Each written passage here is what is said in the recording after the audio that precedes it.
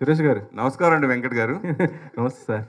Cinema చూసిన వాళ్ళందరూ కూడా చాలా బాగుందంటే అది చెప్తున్నారు. సో నువ్వు మిస్ మీరు అయ్యావు నిన్న. నేను నిన్న మిస్ అయ్యాను. కానీ ఎట్టి పరిస్థితుల్లో చూస్తాను. మళ్ళీ ఎలాగో థ్యాంక్ యూ. రిలీజ్ ఆ!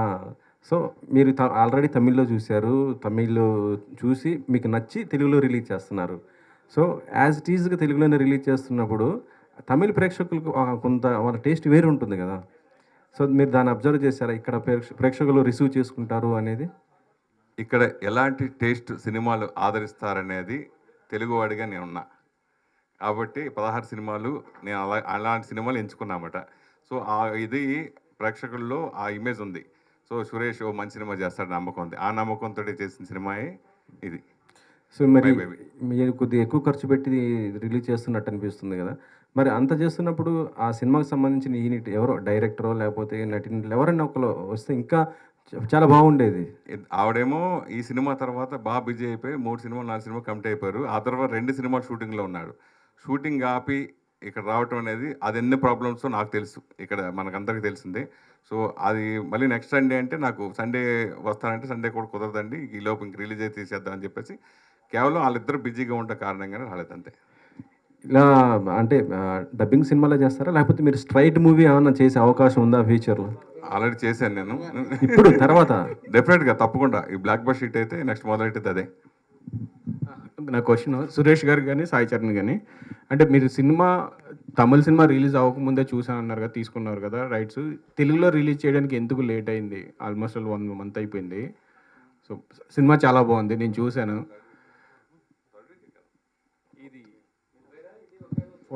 అవును. ఫోర్త్ వీక్ వచ్చింది. ఇది ఫోర్త్ వీక్ వచ్చాము.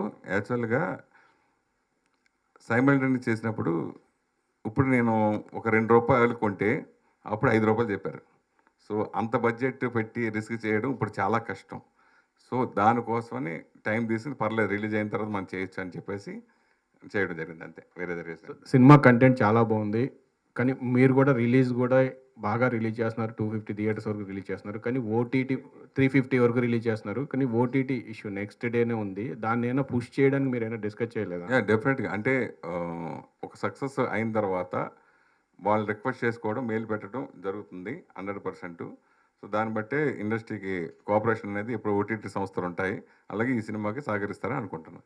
All the best. బాగుందండి, మంచి కంటెంట్ తీసుకొచ్చినారు తెలుగు వాళ్ళకి. సురేష్ గారు all the best. Thank you. My baby ఏం చూసి ఈ సినిమాని పిక్ చేశారు మీరు అసలు? చిన్న బేబీ తల్లి వాళ్ళిద్దరి sentiment plus main Atharva performance, director taking, ఇవన్నీ అద్భుతం. నా సినిమాలు గతంతో పోలిస్తే డెఫినెట్గా ఇదే మరో ప్రేమిస్తే మరో జర్నీ సినిమా అవుతుంది అనే నమ్మకంతో ఈ సినిమా చేశాను. నేను ఫస్ట్ చూసినప్పుడు సెకండ్ చూశాను, చెప్పిన నైట్ తర్వాత మళ్ళీ ఇంకోసారి చూశాను. నా జడ్జిమెంట్ ఏమైనా ప్రాబ్లం అవుతుందా, మళ్ళీ ఒకసారి రీచ్ చేసేస్తాను. తెలుగు ఆడియన్స్కి ఏవైతే నచ్చుతాయి ఇవన్నీ కొన్ని చూసుకుని నేను 10 సినిమా కొంటా ఉంటాను. అలాగే ఈ సినిమా కూడా చూసుకుని కొన్నాను.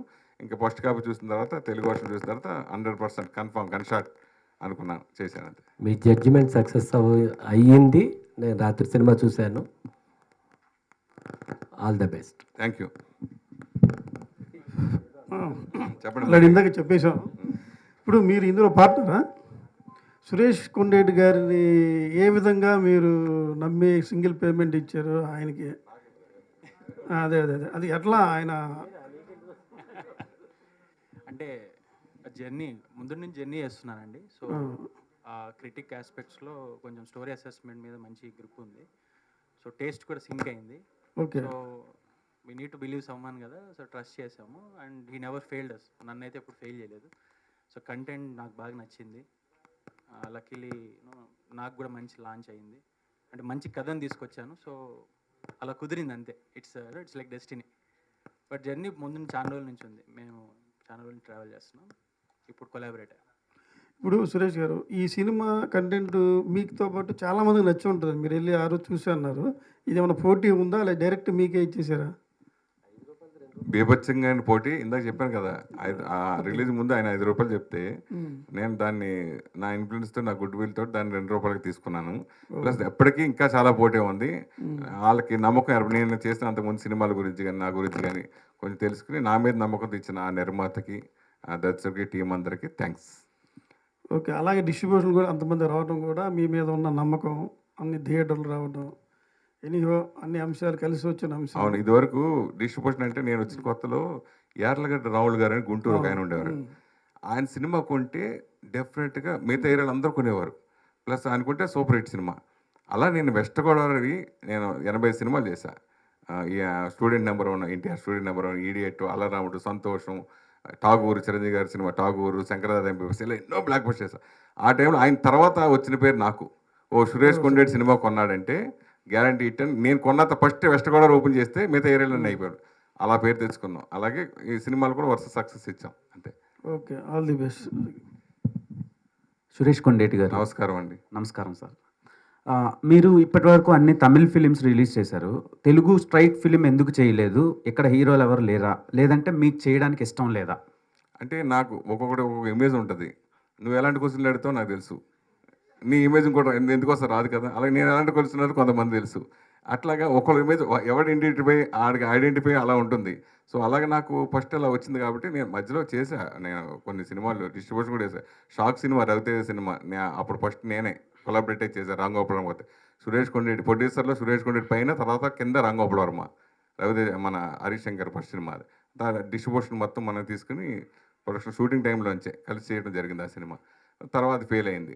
మనకి ఇది కలిసి రాదు, మనకి ఇదే బెస్ట్ అని చెప్పేసి అప్పుడు తగ్గా. తర్వాత మన శకల శంకర్ తోటి అతను హీరోగా ఇంట్రడ్యూస్ చేస్తూ చేసి ఇంక వేరే పార్ట్నర్తో కలిసి ఆ సినిమా చేశాను. తర్వాత ఎందుకంటే నేను చాలా సినిమాలు తెర వెనుకలు ఉన్నా. ఇది స్టేట్ సినిమాలు తెర ముందు లేను, డబ్బింగ్ సినిమాలు తెర ముందు అన్నా.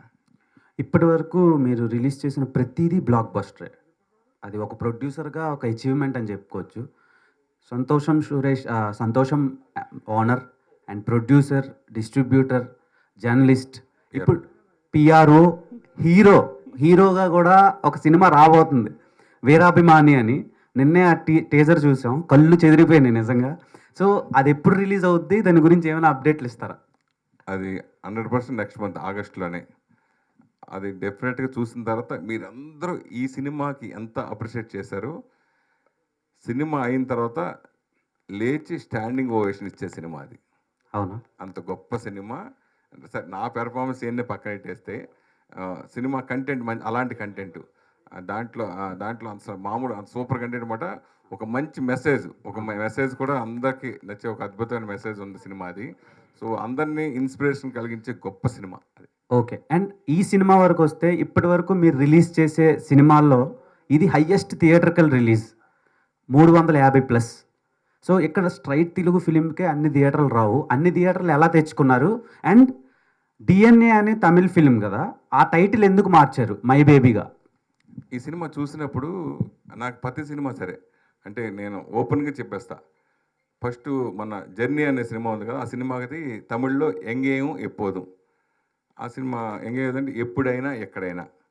ఆ సినిమా కొంతమంది నచ్చల. నేను ఆ సినిమా షూటింగ్ టైంలోనే తీసుకున్నాను.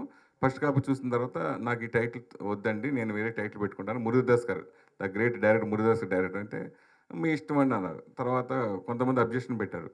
పెడితే లేదని నాకు అది వద్దండి అని చెప్పి నేను ఆలోచించి రాత్రి 3 గంటలకి శివాని, ఈ సినిమాకి ఎవరైతే డిజైన్ చేశాడో వర్కింగ్ టైటిల్ శివ, రాత్రి 3:30కి ఫోన్ చేశా. శివ నాకు ఈ సినిమా ఇది జర్నీ అనే టైటిల్, నాకు ఆ జర్నీ కావాలి, బస్సు ఒకటి కింద యాక్సిడెంట్గా నాకు సింబల్ కావాలి అని చెప్పి తనకు ఫోన్ చేశా.